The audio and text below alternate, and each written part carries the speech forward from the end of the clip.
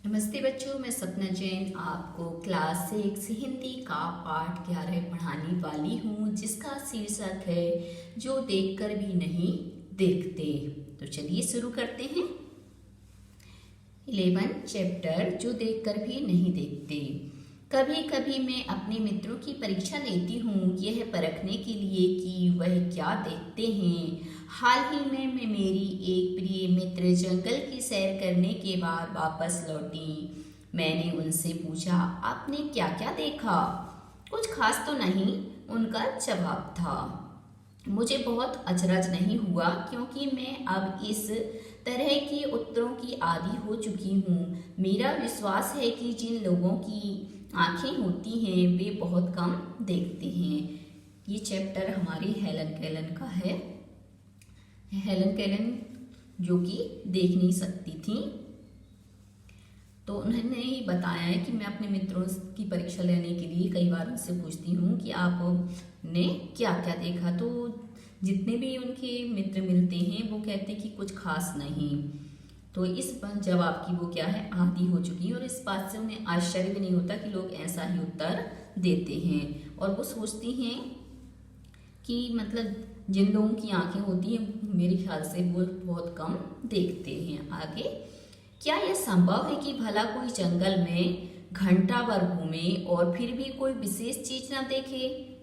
और वो कहती है ये बात क्या संभव हो सकती है कि कोई 1 घंटा भर जंगल में घूम रहा है और जंगल में घूमने के बाद भी उन्हें कोई विशेष चीज ना दिखाई दे। मुझे जिसे कुछ भी दिखाई नहीं देता, सैकड़ों रोचक चीजें मिलती हैं जिन्हें मैं छूकर पहचान लेती हूँ। और उन्होंने कहा कि मुझे जिसे कुछ भी दिखाई नहीं देता, ऐसी सैकड़ों रुचिकर जो चीजें हैं वो मुझे मिलती हैं और जिन्हें मैं है ना देख नहीं सकती, परंतु उनको छूकर पहचान लेती हूँ, महसूस कर लेती हूँ।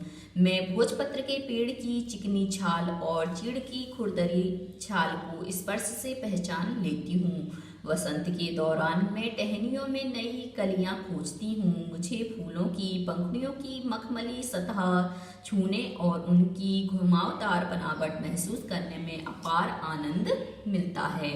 आगे वो बताती हैं जो भोजपत्र होता है, पहले क्या है, भोजपत्र पर अपनी चीज़ें लिखी जाती थी, साहित्य वगैरह, और जितने भी अपने धार्मिक ग्रंथ हैं उनको लिखा जाता था ऋषि मुनियों के द्वारा। तो वो भोजपत्र की जो पेड़ की चिकनी छाल होती है और जो चीड़ की खुरदरी छाल होती है उसको मैं सिर्फ छूने से पहचान लेती हूँ। और वसंत के समय में जो टहनियाँ होती हैं, उनकी जो नई कलियाँ होती हैं, उनको भी मैं छूकर पहचान जाती हूँ। और मुझे फूलों की पंखुड़ियों की जो मखमली सतह होती है उसको छूने में और उनकी जो घुमावदार बनावट होती है उसको महसूस करने में बहुत ज़्यादा खुशी मिलती है। इस दौरान मुझे प्रकृति के जादू का कुछ एहसास होता है, और इसी दौरान मुझे क्या है, प्रकृति का जो जादू है उसका एहसास हो जाता है। कभी जब मैं खुश नसीब होती हूँ तो टहनी पर हाथ रखते ही किसी चिड़िया की मधुर स्वर कानों में गूंजने लगते हैं। आगे बताती हैं कि जब मैं खुश नसीब होती हूँ, खुश होती हूँ, तो मुझे कभी कभी क्या है, टहनी पर जैसे ही हाथ रखती हूँ तो चिड़िया का जो मधुर संगीत है मुझे सुनाई देने लगता है।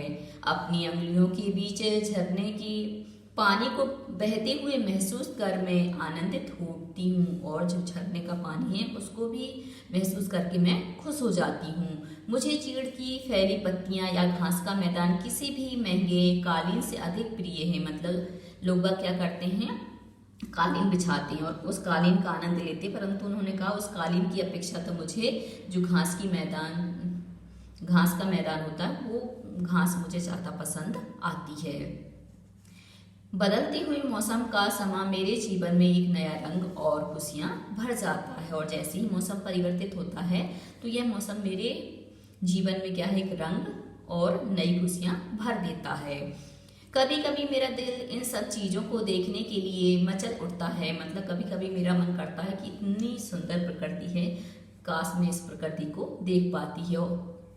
अगर मुझे इन चीज़ों को सिर्फ छूने भर में इतनी खुशी मिलती है तो उनकी सुंदरता देखकर तो मेरा मन मुग्ध हो जाएगा। जब मेरे को छूने से इतना आनंद आता है, यदि मैं इन सब चीज़ों को देख लूँ तो मैं कितनी ज़्यादा खुश हो जाऊंगी। परंतु जिन लोगों की आंखें हैं वे सचमुच बहुत कम देखते हैं। इस दुनिया के अलग अलग सुंदर रंग उनकी संवेदना को नहीं छूते। मनुष्य अपनी क्षमताओं की कभी कदर नहीं करता। मतलब हेलन केलन कह रहे हैं कि जिन लोगों के पास जो चीज़ें होती हैं वह उन चीज़ों की वैल्यू नहीं करता। जैसे लोगों के पास आंखें हैं तो लोग क्या है उनसे सुंदर सुंदर चीज़ें नहीं देखते और ना ही उन चीज़ों की कद्र करते हैं। वह हमेशा उस चीज़ की आस लगाए रहता है जो उसके पास नहीं है, और व्यक्ति हमेशा क्या करता है, जो चीज़ उसके पास नहीं होती है वह उसके पीछे भागता है, उसी की इच्छा करता है।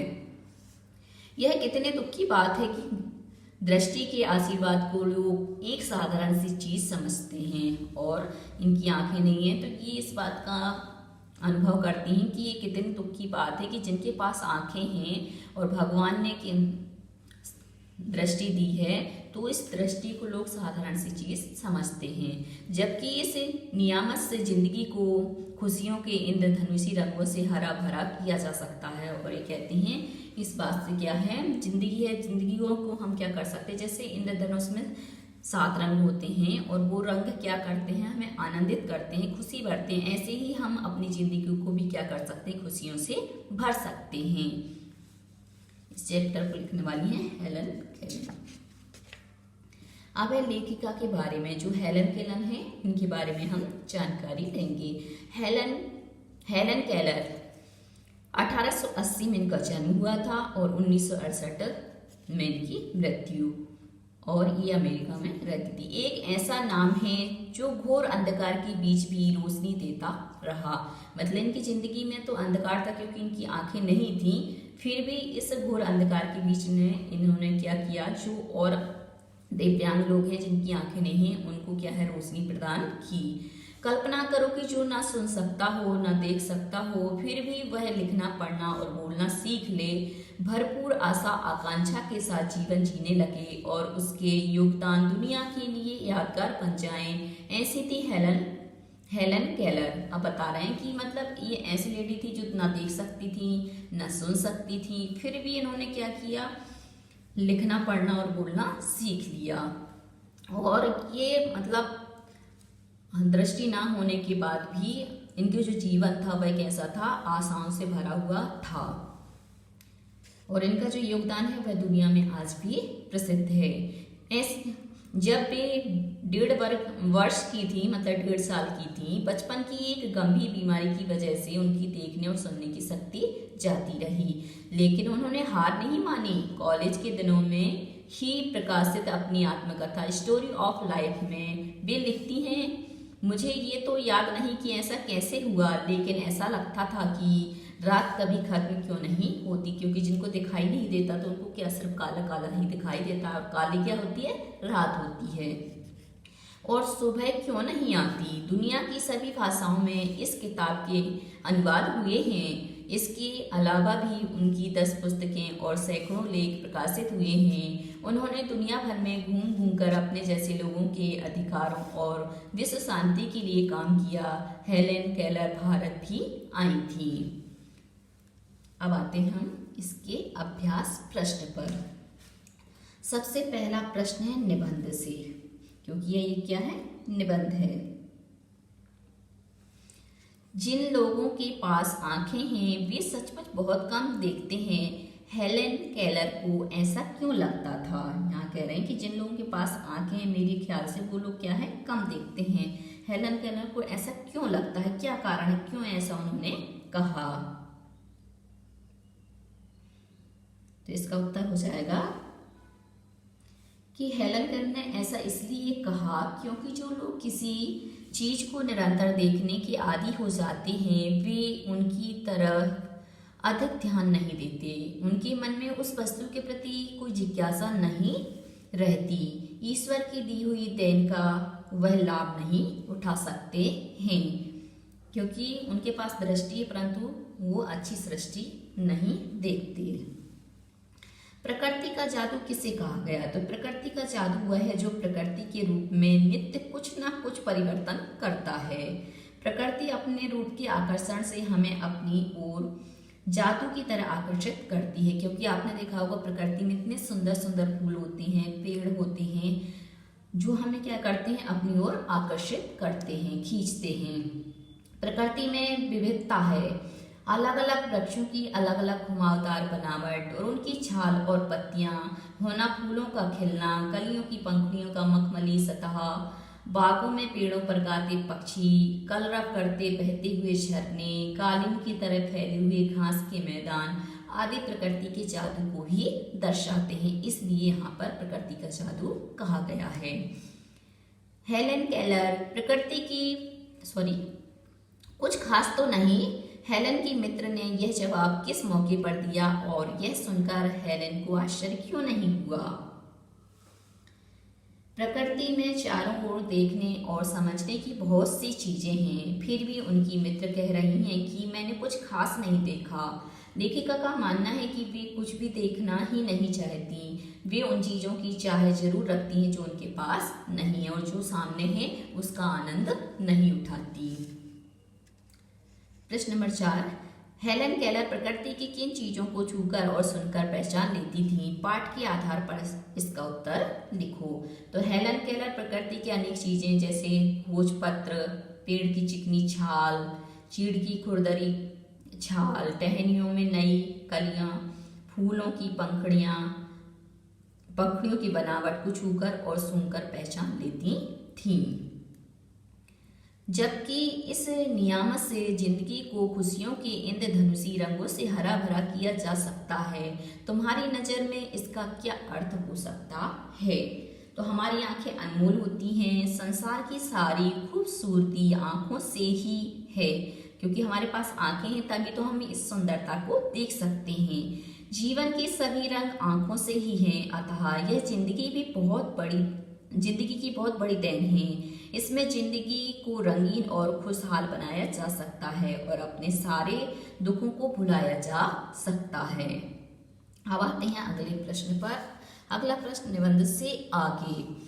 आज तुमने अपने घर से आते हुए बारीकी से क्या क्या देखा सुना, मित्रों के साथ सामूहिक चर्चा करो।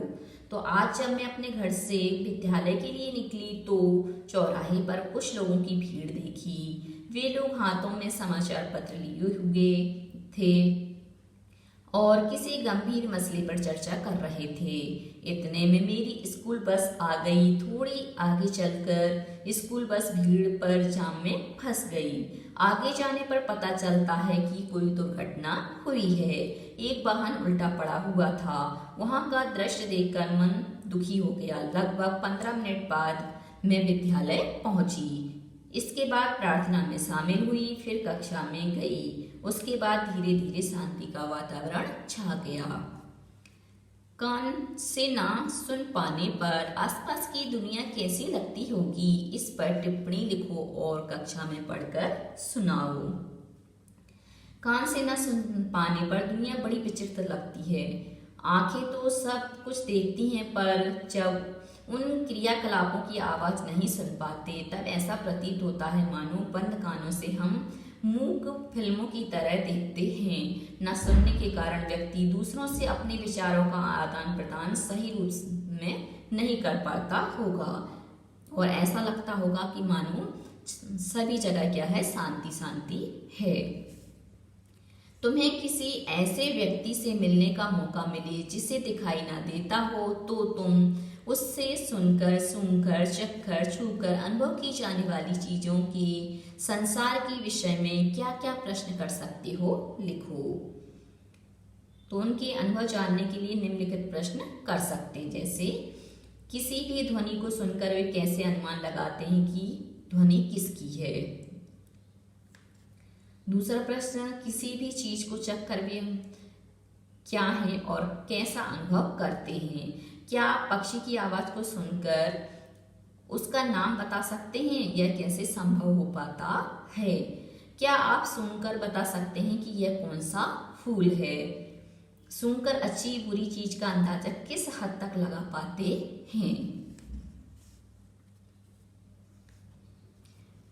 हम अपनी पांचों इंद्रियों में से आंखों का इस्तेमाल सबसे ज्यादा करते हैं। ऐसी चीजों की एहसासों की तालिका बनाओ जो तुम बाकी 4 इंद्रियों से महसूस करती हो।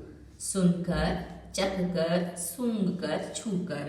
तो सुनकर, कोयल का मधुर स्वर, कौवे की कर्कश आवाज, माँ की नाराजगी भरी पुकार, गीत सुनकर गायक की पहचान, चक्कर, सेब या आम की मिठास, अचार की खटास, मिर्च का तीखापन, इमली का खट्टापन और इमली का चटपटा स्वादिष्ट भोजन, कड़वी दवा आदि। अब है सूंघकर, फूलों का गंध, पक रहे भोजन की गंध, गैस का रिसाव आदि। छूकर, बर्फ की ठंडक, आग की गर्मी, कपड़े के प्रकार की जानकारी, शरीर का तापमान आदि। अब है भाषा की बात। पाठ में स्पर्श से संबंधित कई शब्द आए हैं। नीचे ऐसे कुछ और शब्द दिए गए हैं। बताओ कि किन चीजों का स्पर्श ऐसा होता है। जैसे चिकना, तो चिकना क्या क्या होता? तेल, घी, क्रीम में चिकनापन होना स्वाभाविक है। फिर है मुलायम, तो रेशमी कपड़ा मुलायम होता है। फिर आया सख्त, सख्त लोहा, पत्थर, लकड़ी। चिपचिपा तो गोंद। खुरदरा, लकड़ी या छाल खुरदुरे होते हैं। भुरभुरा, रेत भुरभुरा होता है। अगला है, अगर मुझे इन चीजों को छूने भर से इतनी खुशी मिलती है तो उनकी सुंदरता देखकर तो मेरा मन मुग्ध ही हो जाएगा। ऊपर रेखांकित संज्ञाएं क्रमशः किसी भाव और किसी की विशेषता के बारे में बता रही हैं। ऐसी संज्ञाएं भाववाचक कहलाती हैं। गुण और भाव के अलावा भाववाचक संज्ञाओं का संबंध किसी की दशा और किसी कार्य से भी होता है। भाववाचक संज्ञा की पहचान यह है कि इससे जुड़े शब्दों को हम सिर्फ महसूस कर सकते हैं, देख या छू नहीं सकते। आगे लिखी भाववाचक संज्ञाओं को पढ़ो और समझो। इनमें से कुछ शब्द संज्ञा और कुछ क्रिया से बने हैं, उन्हें भी पहचान कर लिखो। देखते हैं आगे संज्ञा शब्द में भाववाचक संज्ञा के शब्द। मिठास, भूख, शांति, भोलापन, बुढ़ापा, घबराहट, बहाव, फुर्ती, ताजगी, क्रोध, मजदूरी, एहसास। मिठास, यहाँ पे मीठा से मिठास बना है, इसमें आस जुड़ा हुआ है जो कि प्रत्यय है। भूख से भूख का आप्रत्यय से हम बना सकते हैं। शांति, शांति से शांति ई प्रत्यय लगकर बना है। भाववाचक जो संज्ञाएं होती है वह अधिकांश प्रत्यय लगकर ही बनती हैं। भोलापन, भोला में पन प्रत्यय लगने से भोलापन भाववाचक संज्ञा बन गई। बुढ़ापा, बूढ़ा संज्ञा में आपा प्रत्यय लगने से बुढ़ापा शब्द बन गया भाववाचक संज्ञा का। घबराहट, तो घबराना संज्ञा क्रिया से आहट प्रत्यय लगने से घबराहट बन गया। अब है बहाव, बहना क्रिया में आव प्रत्यय लगने से बहाव भाववाचक संज्ञा बना। फुर्ती,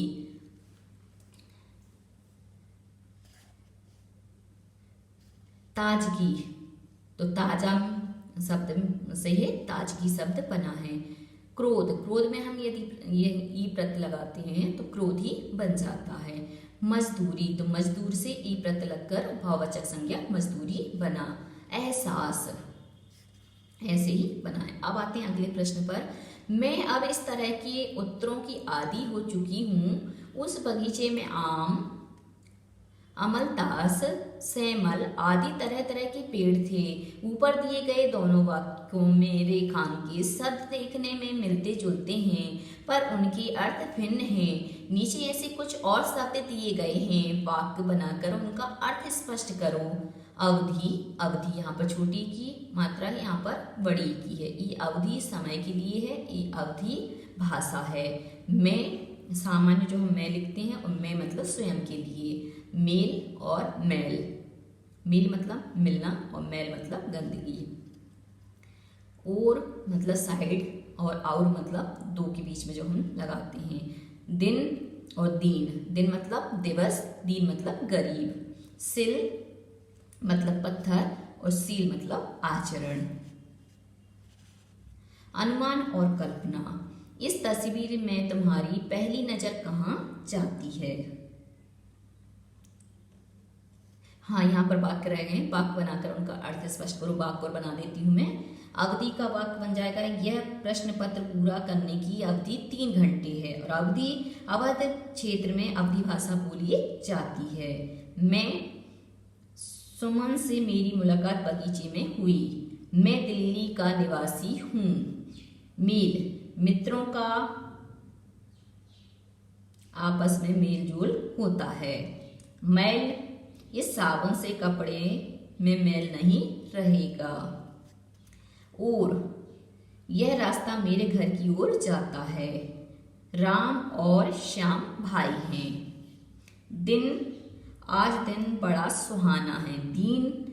हमें दीन दुखियों की सहायता करनी चाहिए। सिल, माँ सिल पर मसाला पीस रही है। सील स्वभाव के लोग सबको अच्छे लगते हैं। अब हमें यहाँ पे बताना था कि हमारी नज़र किन किन के ऊपर जाती है। तो इस तस्वीर में मेरी पहली नज़र आसमान से आ रही रोशनी की तरफ जाती, क्योंकि यहाँ से क्या है, आसमान से ये रोशनी आ रही है। अगला है, गली में क्या क्या चीजें हैं। तो हमें गली में बताना क्या क्या चीजें हैं। तो गली में एक स्कूटर पर बैठा आदमी और साइकिल लेकर खड़ा व्यक्ति दिखाई दे रहा है। गली की एक और कुछ दुकानें हैं। ये देखो, यहाँ पे दुकानें हैं। दुकान की तरफ मुंह करके एक व्यक्ति खड़ा है। दुकानों के ऊपर की मंजिल की बालकनी से कपड़े लटक रहे हैं। गली की दूसरी ओर कुछ साइकिलें और मोटरसाइकिलें खड़ी हैं और एक ऑटो